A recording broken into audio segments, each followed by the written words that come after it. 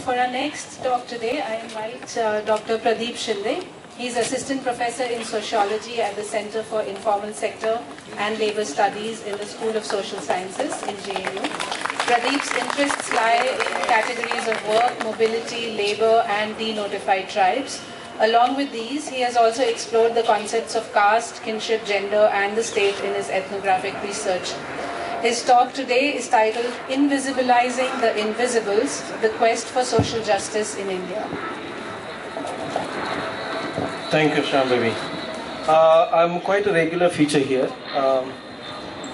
Before I begin, I would like to invite your attention to what I term as institutionalized defacement, institutionalized defecation. And this is what you see here. This is institutionalized defecation. Okay, and defecation. What we defecate is not a very nice sight. And you might have noticed this. Before I should not really dwell on this because it's not a very nice word to use very often, but I would use a slightly different word to describe institutionalized, what we call invisibilization. I'm using this term to talk about the categories. There are certain categories in our society that remain until very recently invisible. And to a very large extent, these categories continue to remain invisible. This is going to be my topic. But before I begin, I would also invoke your indulgence to lodge your protest against the student, against the suspension of the students, which was very arbitrary, to say the least. Arbitrary is a very it's an understatement. The manner in which this is again a kind of defacement. There is I would like to invoke another term: homogenization and defacement. Okay, defacement is a very harsh term. Okay, it also creates some kind of repugnance in you. But homogenization is politically, to a very large extent, is also accepted as a good thing. So, as part of this political culture that has, started taking roots with the coming of this government, is something which is it creates some kind of repugnance. Those who are sane-minded individuals would certainly find that it does create some kind of repugnance. A larger point that I would like to make is the, how text has been quite contradictory in nature. It creates lots of contradictions. Text in the sense that I would like to a typical Brahmanical understanding of Indian social reality, which is also very patriarchal in nature. Rohit Vemula's mother is Dalit. His father is not. His father comes from one of those, most backward castes. Now, by denying Rohit Vemula's social identity as a Dalit, this establishment, this government is also trying to deny his social identity, also trying to deny the role of his mother and the way she brought him up. So in that sense, the understanding of this, issue is very patriarchal. The understanding that is being put forth by this establishment. This is also, in a way, an attempt to invisibilize those who have become, by fighting various kind of political struggles, I'm talking about Dalits, and they have somehow visibilized them. Certainly, Indian constitutions have also had some provisions, and because of which they have been able to achieve certain, socio-economic and political mobility. But there are also a large number of Dalits who remain invisibilized. Those who have remained invisibilized come from, Sohail Hashmi Saab pointed out, Muslims and Christian Dalits. Now, interestingly, Article 15 of the Indian Constitution says that we should not really discriminate people on the basis of their religion. Now, we may say that Dalits among Muslims, Dalits among Christians, once they have embraced a non-Indianized religion, they no longer remain Dalits. But that is not true. The social reality is very different.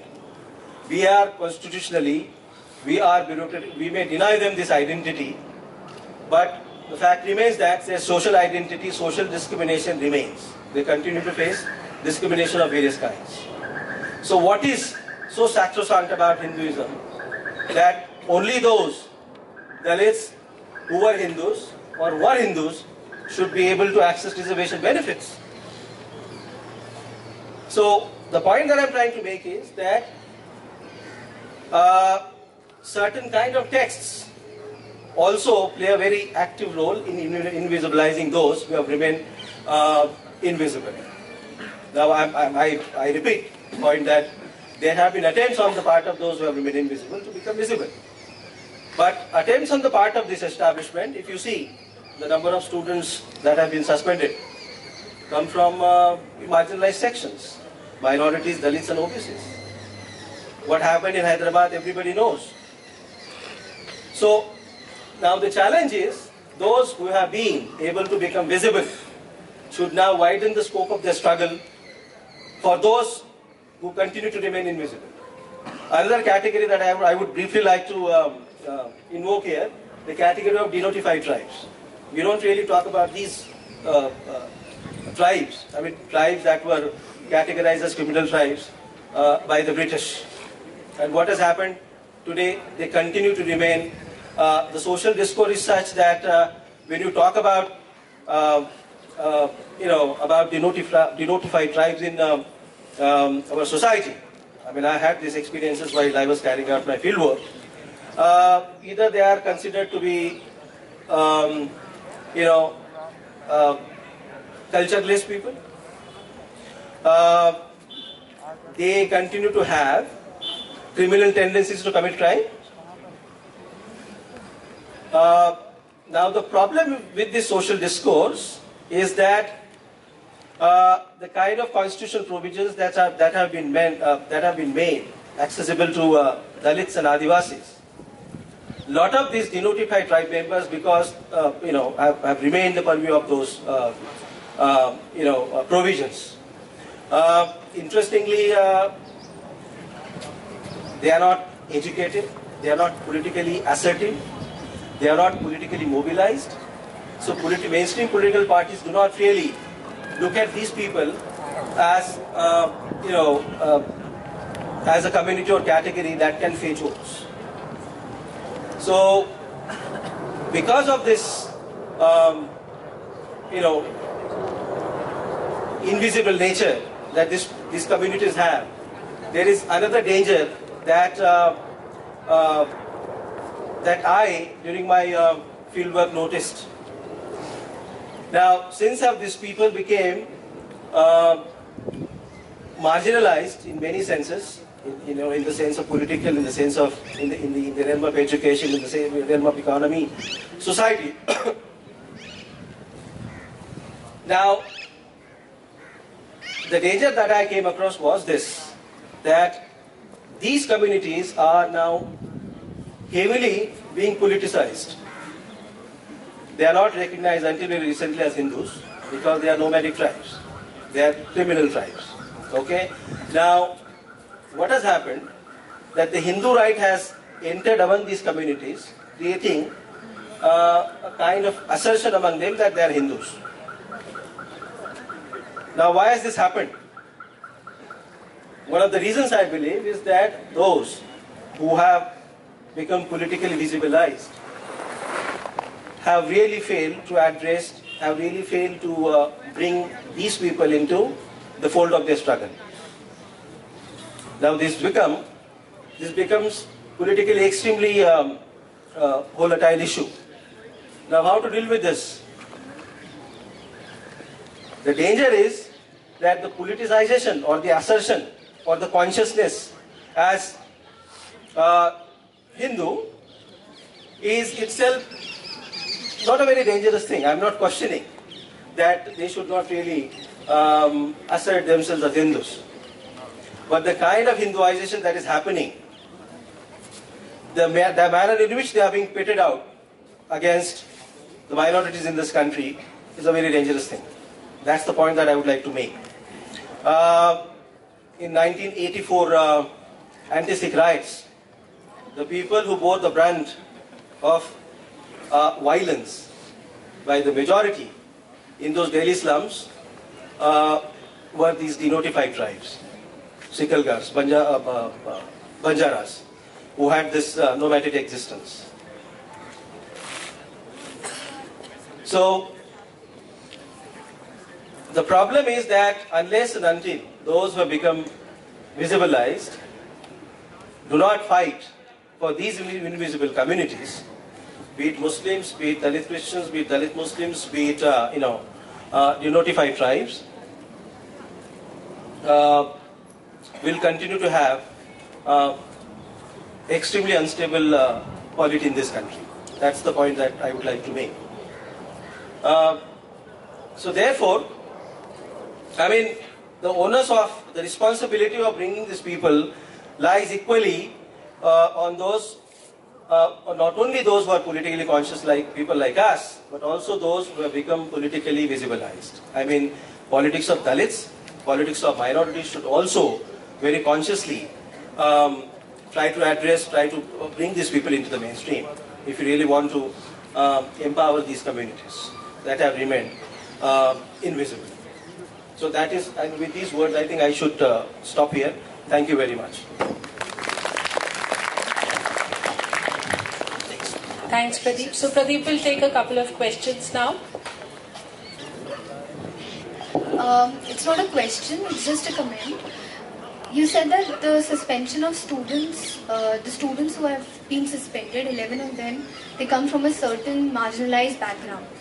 And I agree with that, but I would also like the student community here to look at those suspensions, not just in terms of an act against a certain community coming from a certain socio-economic position, but also a message coming from the right wing and our Sanghi VC that, you know, it's about depoliticizing the campus. That if you raise your voice and if we become conscious and raise questions, then this is what he's going to do to us. So it's also kind of symbolizing or kind of giving us a signal that beware, you know, be scared. Apni awaaz mat uthao. So it has a larger connotation of trying to depoliticize the campus and the student community in general by scaring them. So we also need to show the VC we're not scared. So I think that is also the light in which you can see those suspensions. I would quickly like to respond to that. Well, it's not a response, but I think I wanted to speak on this issue, but I thought I should not. It is not only about scaring people off, but also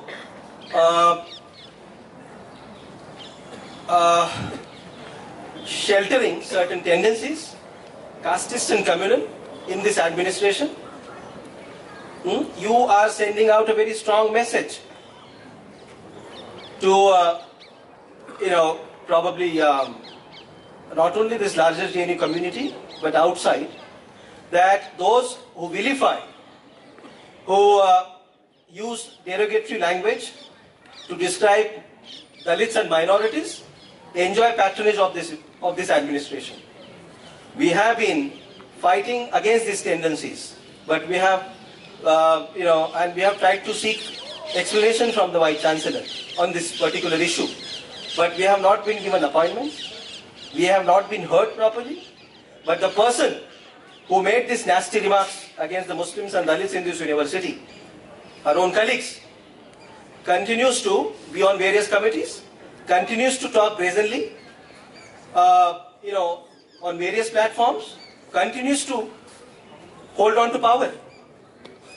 So it is not only about, there are various mechanisms to scare people off, but also openly, brazenly overlooking discrimination.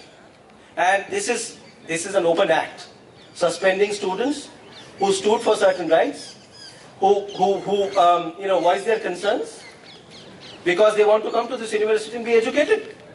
But if you're actively stopping them, now their language apparently of discrimination has softened because, the kind of uproar that the entire country saw with Rohit Vemula's going. Now they have it seems, adopted this new strategy of suspending students, depriving them of education, so that they would not be able to voice their concerns anymore. So they are using all kinds of tactics, but we would not let them succeed. We will keep fighting, because that's the only weapon that we have. We have reclaimed this place because we want to put things across. We want to probably, make our concerns reach by simply talking here, by simply raising our concerns, not by doing anything else. Okay? By talking to you guys, by having your, suggestions, outputs, we'll continue to fight this. Unless we feel that this place is, for all of us, not for any one particular community. Thank you.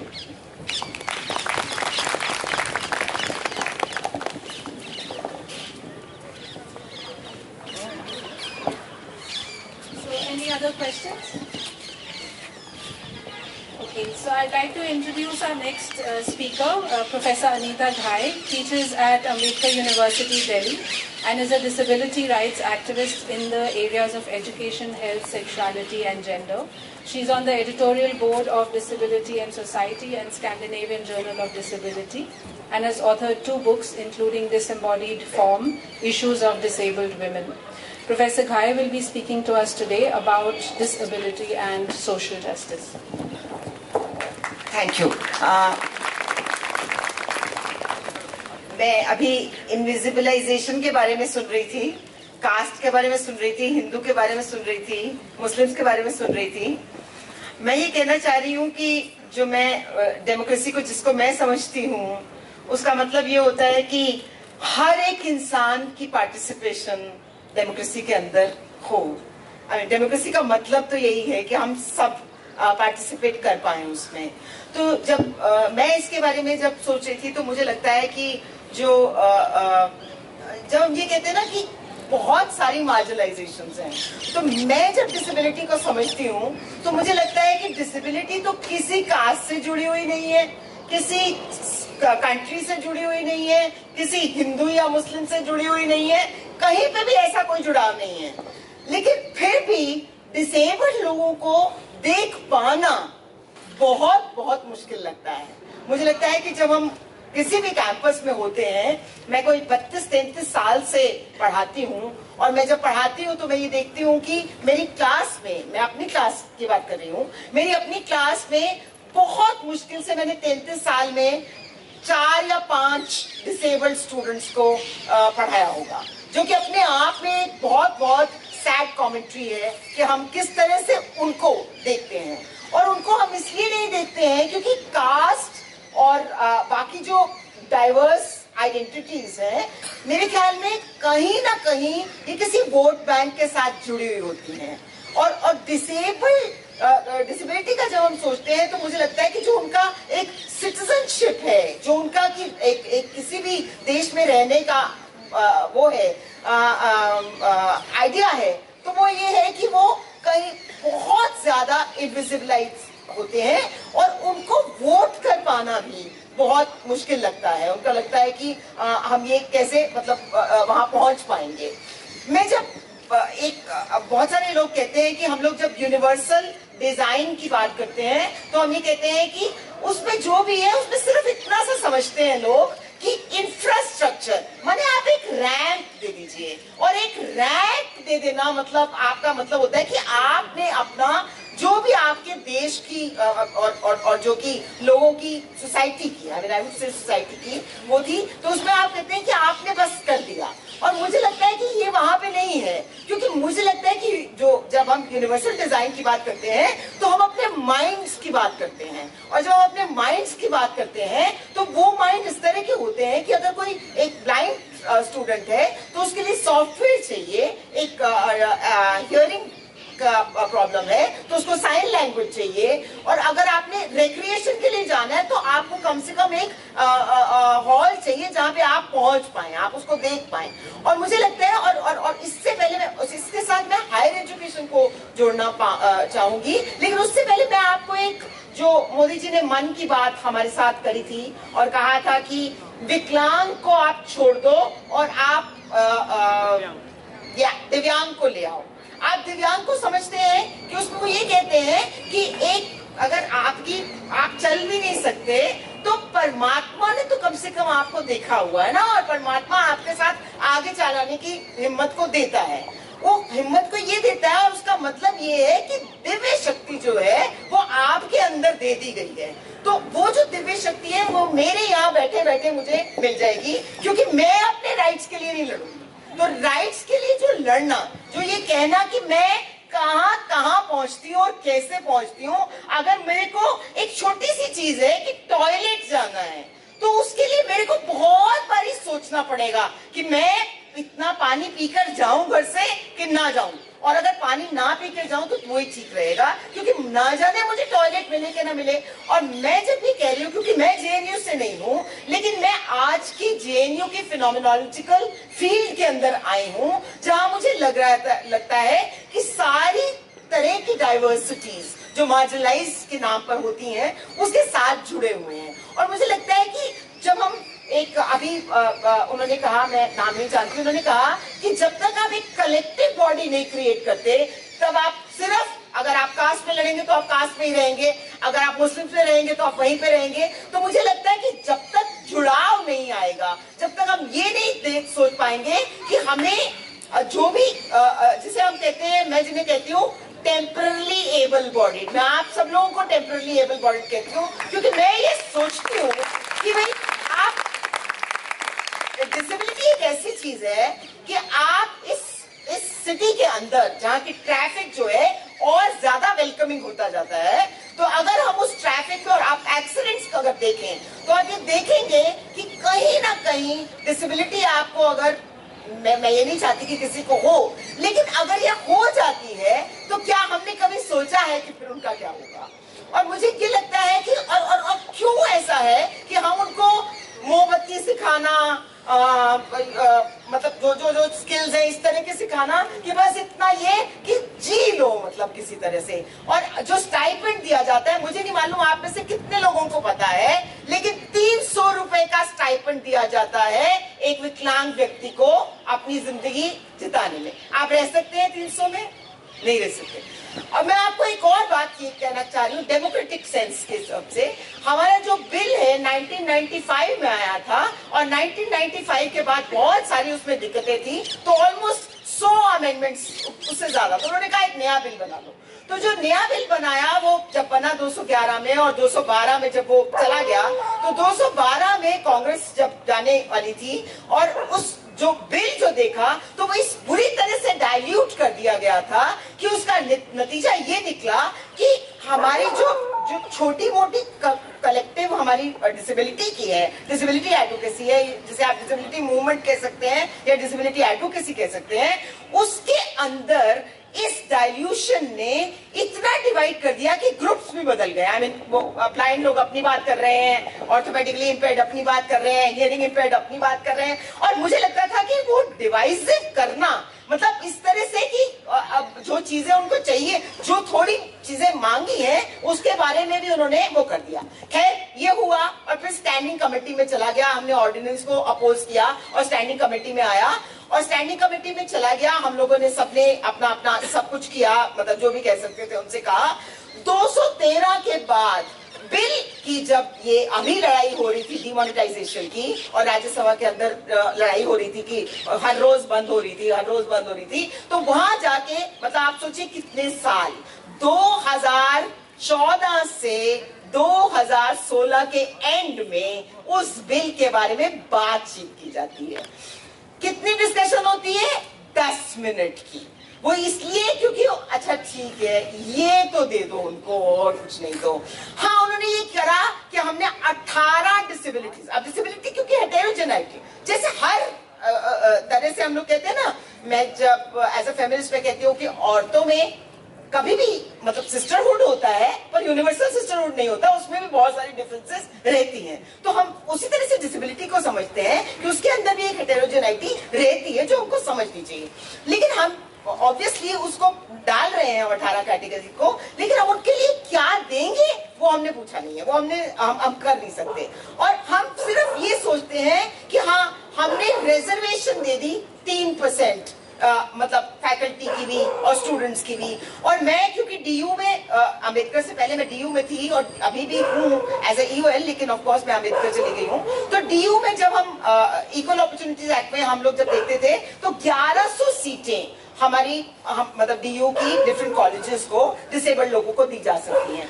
वो 1100 सीटों में हम कुल, मतलब मैं higher and में बोल रही हूँ आपको, मधु कह रही थी कि क्वांटिफिकेशन नहीं करना चाहिए, पर कभी कभी क्वांटिफिकेशन जरूरी होता है, क्योंकि उसमें हम देखते हैं कि 1100 में से हम कुल 5 understood in creating an epistemology. हालांकि जब मैं अपने कलीग्स के साथ भी बात करती हूँ, और ये मेरी जो एक्यूजेशन है ये शायद मेरे दोस्तों के लिए भी है, क्योंकि मुझे लगता है कि वो बहुत आसानी से कहते हैं क्रिप्लिंग, ओहो you are that was a blind point. I mean, you know, you look at the kind of language, मतलब वो जो वो करते हैं सो करते हैं।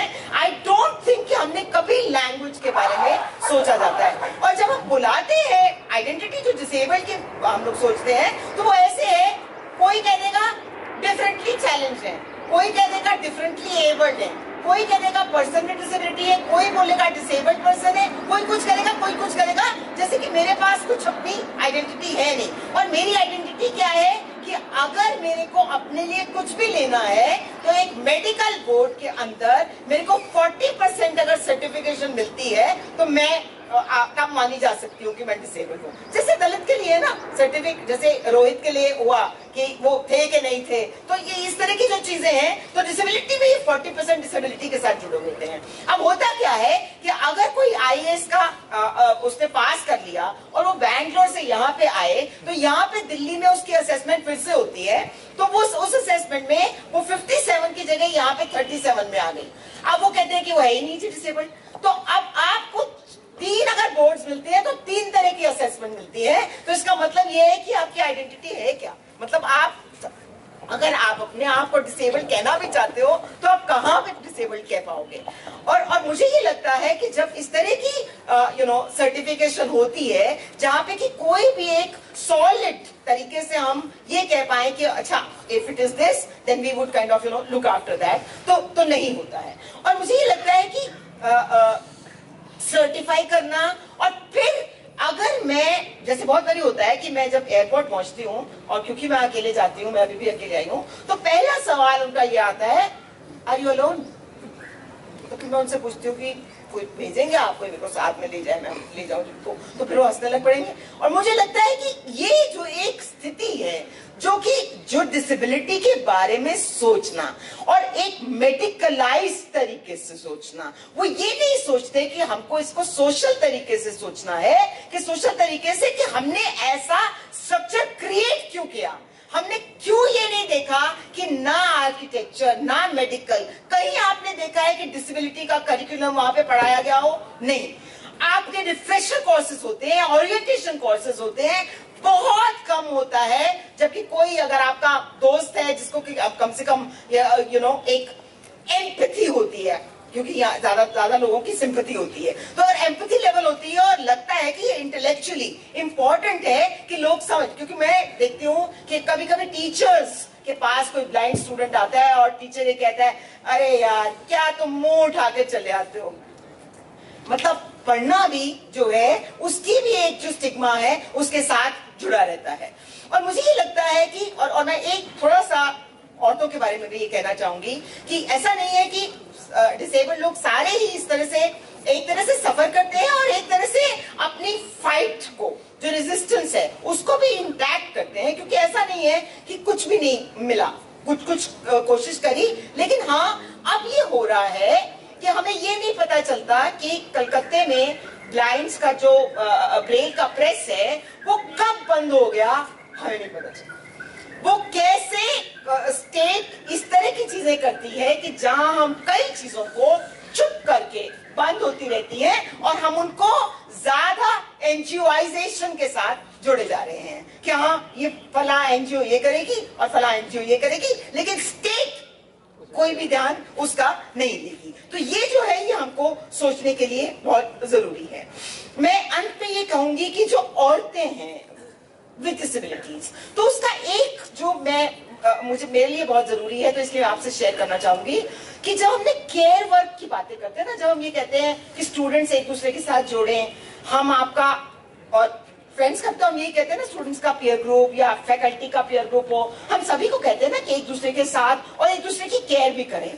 तो मुझे लगता है कि जो अनपेड केयर के बारे में हम सोचते हैं, और इसके बारे में बहुत फेमिनिज्म ने भी बहुत सोचा है और वर्क के ऊपर काफी सोचा है, लेकिन हम कभी ये नहीं सोचते हैं कि जो केयर जो ले रहा है, जो केयर रेसिपिएंट है, उसको किस तरह की केयर मिल रही है।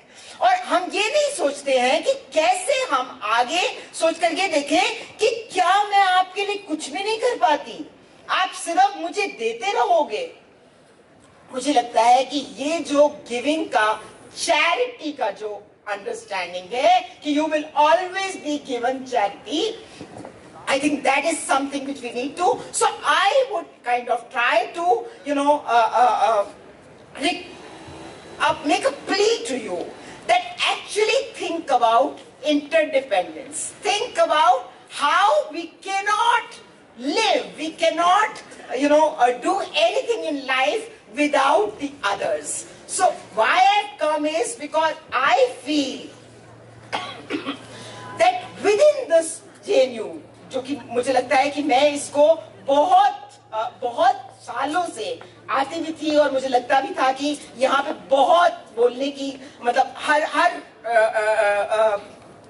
मार्जिनलाइजेशन को समझा जा सकता है। तो मुझे लगता है कि वहां पर अगर हम एक कलेक्टिविटी क्रिएट कर पाए, अगर हम ये समझ पाए कि आप भी उनके साथियों को जो शायद यहाँ हैं या नहीं है, आप उन साथियों को भी ना छोड़ें, क्योंकि उस तरह से जो मूवमेंट है वो अपने आप में स्ट्रांग बनती जाती है। आज एक सस्पेंशन है, ये हो सकता है कि ये बहुत लेवल्स पे फैकल्टी का भी और स्टूडेंट्स का भी सस्पेंशन हो सकता है, और जहां पे आपने एज अ डिसेबल्ड पर्सन भी, मान लीजिए आपने उसके अगेंस्ट गए, आप जब आपके पास एक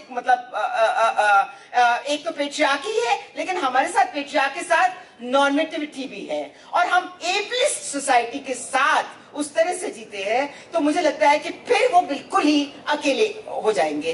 तो मुझे लगता है कि इक्विटी, और इक्विटी का मतलब ये है कि हर एक इंसान को एक प्लेइंग फील्ड दिया जाए, जहां उस प्लेइंग फील्ड में कम से कम students with disability, faculty with disabilities, the class 4 employees, I would put in everyone who is in any way, disabled. I would say that if they can be, given that playing field, और ये playing field बहुत important है जब तक कि हम सब नहीं जुड़ेंगे। मैं I am basically from a feminist movement where I was kind of in between. I gave up on them and I said, I'm not going to kind of do this. But धीरे धीरे जब मैंने सोचा और समझा तो मुझे लगा कि शायद मेरे अलाय यही हैं और इन्हीं के साथ बातचीत करने पड़ेगी। और हर टाइम शायद लड़ाई नहीं होती है, हर टाइम उनसे एक डायलॉग के तरह हम अगर क्रिएट करें कि उस डायलॉग में अगर हम एक दूसरे को समझ पाएं,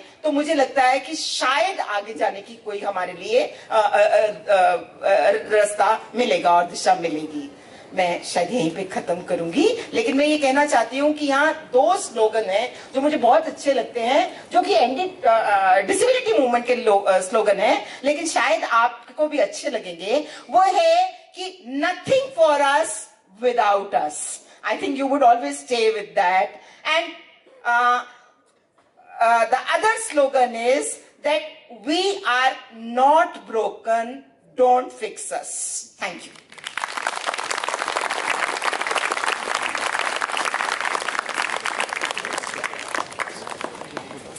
Thank you, Anita. A couple of questions from the audience. We still have a little time.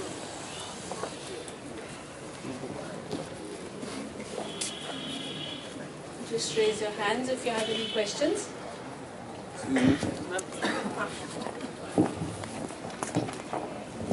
Ma'am, for somebody who doesn't understand disability in depth, there is sometimes an ambiguity as to how to approach the disabled, right? Because, I mean, on the surface you have to be mindful of the obvious fact of the disability.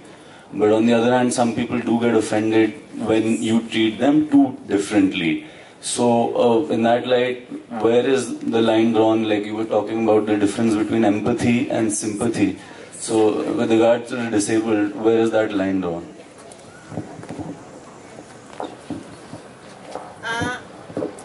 There are two ways to understand it. एक तो ये कि आप दोस्ती कैसे करते हैं, जो कि able लगता है आपको. एक तरीका होता है ना जिसमें दोस्ती की जाती है कि इंटरेस्ट है कोई एक जैसे या कुछ और एक जैसा है. और दूसरा तरीका होता है कि मैं अक्सर ये कहती हूँ कि अगर आपको लग रहा है कि you want to help me, तो आप अपने आप कुछ मत कीजिए. आप बहुत प्यार से पूछिए कि is there any way that I can assist you. और हेल्प जब कहते हैं ना, मुझे थोड़ा सा उसमें टर्मिनोलॉजी में भी लगता है कि तरस का एक जो पिटी का एक जो लेवल आता है ना, वो आ जाता है. तो मुझे लगता है कि अगर मुझसे और बहुत बार होता है कि लोग मेरी व्हीलचेयर को यहाँ से पकड़ लेते हैं, तो मैं उनको कहने की कोशिश करती हूँ कि भाई ये मेरी बॉडी है, तो मेरी बॉडी को तो मतलब अब्यूज हो जाएगा ना ये बहुत, अगर तुम हर टाइम मेरी इसको जैसे मर्जी उठा लोगे और जैसे मर्जी कर लोगे. I mean so there is a way in which you can ask people that look, we want to be with you, but we don't want to do anything without consent, you know. So consent even for them is important, you know, whenever we talk about it. So I think that is very critical कि हम कितना समझ पाते हैं कि जो आप भी उसके लिए कुछ करें. मैंने इसीलिए इंटरडिपेंडेंस को बहुत इम्पोर्टेंस देती हूँ मैं, कि मुझे लगता है कि अगर हम साथ चल सकते हैं, जैसे कि मेरा फ्रेंड कलीग है अम्बेडकर में, हु इज विजुअली इम्पेयर्ड. तो कई बार ये होता है कि मैं उसको ये कहती हूँ, उसको जाना होता है किसी तरह, तो मैं कहती हूँ तू मेरे साथ चल. और कभी कभी मेरे पास मैनुअल व्हील चेयर होती है, तो मैंने कहा चला. तो दो एक जुड़े हुए होते हैं ना, कि मैं तेरी मदद कर रही हूँ, मदद इन द सेंस असिस्टेंस कर रही हूँ, और मैं तेरी दूसरे की वो भी कर रही हूँ. तो एक साथ जो है वो वहां पे कंपेनियनशिप का शुरू हो जाता है. So I think that is a way in which we can. Any other questions? I wanted, Anita, for you to expand a little bit on the temporarily abled bodies, because you only talked about the accident scenario. Yeah. But I have learned so much from the way in which Anita has talked about how all of us are temporarily abled bodies. It has just blown my mind. And I think you should speak just maybe a little bit more, because it's not just accidents you're talking about.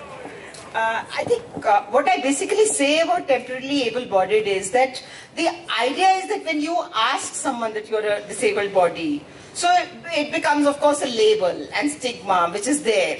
So it's almost like a subvert किया गया है, जिसमें कि हम ये कहते हैं कि तुम उस देर तक, जब तक तुम्हारी जिंदगी चलती रहेगी, I mean not necessarily through accidents, you can do it through, I mean as aging के साथ आर्थराइटिस हो सकता है, आईज का वो हो सकता है, and there could be many and sometimes very young people can also have arthritis in that.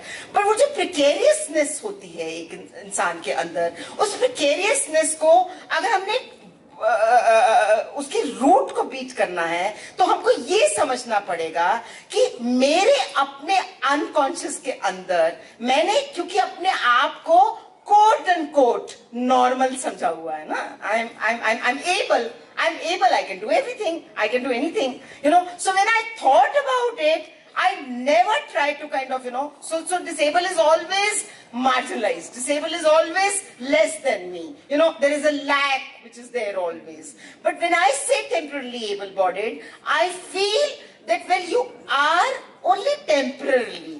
Because this is also, it doesn't go only to the visible disabilities. It also goes to the invisible disabilities also. Because, you know, sometimes we don't really manage to talk to the other person also.